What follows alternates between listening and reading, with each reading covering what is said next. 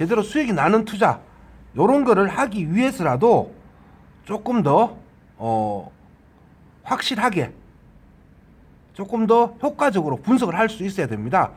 그래서 그 첫 번째 시간으로 일단은 이제 어떤 물건이든지 그 위치, 입지 요게 되게 중요합니다. 예.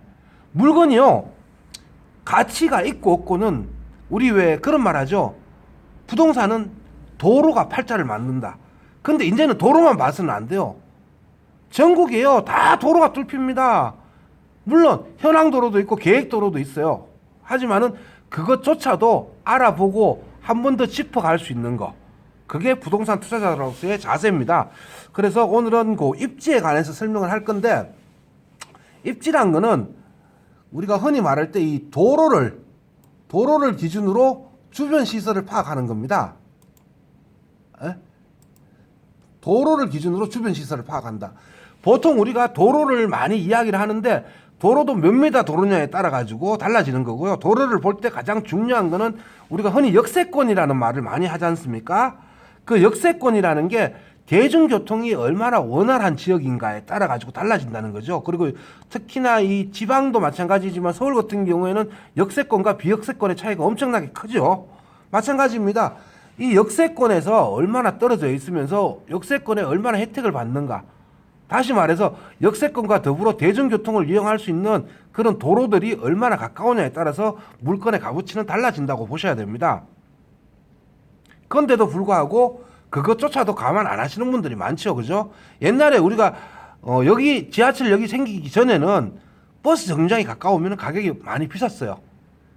그리고 도로, 메인 도로, 그러니까 버스 정류장이 있는 메인 도로 주변에는 어떻게 주변에 상가나 이런 상가나 점포, 옛날 말로 점포 같은 그런 가게들이 많았죠. 그래서 그쪽에 버스 정류장 주변에 사람들이 모이다 보니까 고정인구가 많아졌고 그쪽이 가격이 올랐죠.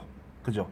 그래서 그때나 지금이나 똑같은 거는 도로, 특히나 버스 정류장, 대중교통 등 이 지하철 등 대중교통을 이용할 수 있는 도로, 이 도로가 되게 중요하다는 겁니다. 그래서 도로를 기준으로 주변 시설을 파악해야 되는데, 주변 시설도 여러 가지가 있어요. 우리가 보통 뭐 학세권, 공원권 이런 이야기 많이 하거든요. 그래서 요즘에는 친환경적인 요소를 강조하다 보니까 산밑이나 강을 끼고 있거나 호수가 있거나 공원이 있거나 이렇게 미세먼지를 저감할 수 있는, 좀 줄일 수 있는 그런 입지를 따지는 데도 많고요. 아울러서 내가 생활을 하기 위해서는 마트나 이런 게 가까워야 되겠죠. 시장이나. 그죠? 그래서 특히나 또 자녀를 둔 사람들은 학교나 학원 시설 이런 게 가까워야 될 거고. 그죠? 그 다음 아울러서 관공서, 병원, 경찰서, 이런 주민센터 이런 시설들이 가깝게 있어야, 물론 요즘에 뭐 공인인증서만 있으면 인터넷에서 다 뛸 수는 있습니다. 서류는 웬만한 거는. 하지만은 그래도 주민센터를 가야 되는 경우가 있습니다. 그죠? 그러면 주민센터를 가기 위해 가지고 가까운 데 있으면 좋은데 한참 멀다고 생각해 보세요. 힘들죠? 그 외에도 사람이 언제 어떻게 다칠지 몰라요. 그래서 항상 병원이 가까운 데 있어야 돼요. 준종합병원급은. 응? 화상을 입든지 팔이 부러지든지 발이 부러지든지. 그죠? 그렇게 했을 때 응급에 대처할 수 있도록. 예를 들어가 저 803 끝에 사는데 다쳤어. 그럼 어떻게 돼요? 앰뷸런스로 병원까지 가는 데만 한참 걸리죠. 그 과정에서 몸은 상한다는 거예요. 그런 일이 없으려면 병원도 가까워야 된다는 거죠. 그죠? 그 다음에 도로가 너무 커가지고